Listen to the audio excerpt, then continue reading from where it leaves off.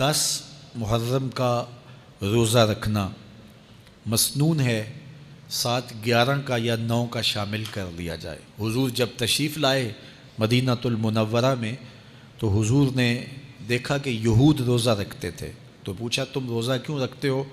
تو انہوں نے کہا کہ حضرت موسیٰ علیہ السلام کو قبطیوں سے اس دن نجات ملی تھی۔ تو فرمایا حضرت موسیٰ علیہ السلام کا حق ہمارے اوپر زیادہ ہے، تو حضور نے روزہ رکھا اور پھر فرمایا کہ اگلے سال اللہ نے چاہا تو ہم ساتھ ایک روزہ اور شامل کریں گے تاکہ ان سے مشابہت نہ ہو جائے۔ عددی مشابہت سے بھی بچنے کے لیے حضور نے کہا کہ ہم 2 رکھیں گے۔ تو روزہ اگر عاشورے کا رکھنا چاہیں تو اس کے لیے سنت یہ ہے کہ ساتھ یا 9 کا شامل کریں یا 11 کا شامل کریں۔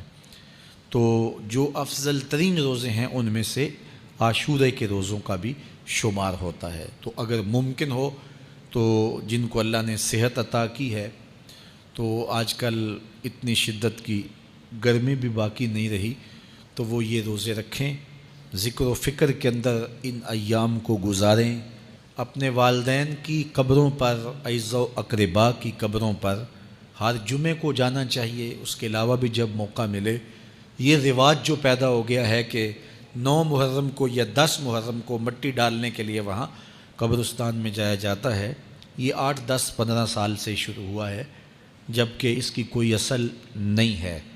تو اگر آپ روٹین سے جاتے ہیں تو آپ کو ہر جمعے کو جانا چاہیے والدین کی قبروں پر، اور وہاں جا کے ہر جمعے کو سورہ یاسین کی تلاوت کرنی چاہیے۔ تو سال کے بعد صرف 10 محرم کو یا 9 محرم کو جانا، یہ بہرحال اس دور کی ایجاد ہے، یہ کوئی مسنون نہیں ہے اور یہ کوئی سنت نہیں ہے۔ تو روٹین سے اگر کوئی جانے والا ہے تو چلا جاتا ہے تو کوئی حرج نہیں ہے۔ تو باقی یہ بڑے اشرف ایام ہیں، بابرکت ایام ہیں، اور ان کو بہت ساری نسبتیں حاصل ہیں۔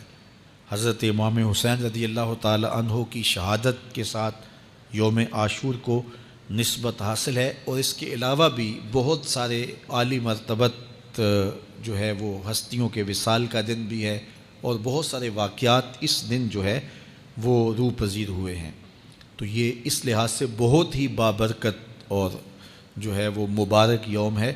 تو اس دن کو ذکر و فکر میں، عبادات میں بسر کیجئے گا، اور اپنی زندگی کی ایک ایک ساعت کو اللہ اور اس کے رسول کے نام پر لگا دینے کے جذبوں سے سرشار ہو کے زندگی گزاریے گا۔ حضرت امام پاک انہوں نے اپنی زندگی دین کے لیے قربان کر دی، تو یہ 10 محرم ہمیں سبق دیتا ہے، اور ہم اس دن عہد کرتے ہیں اگر انہوں نے اپنے بچے بھی قربان کر دیے اور اپنی اولادیں بھی بھوک اور پیاس میں قربان کر دیں، تو ہم بھی یہ عزم کریں اس دن کہ ہم اپنی ساری زندگی حضور کے نام لگائیں گے، حضور کے دین کے نام لگائیں گے۔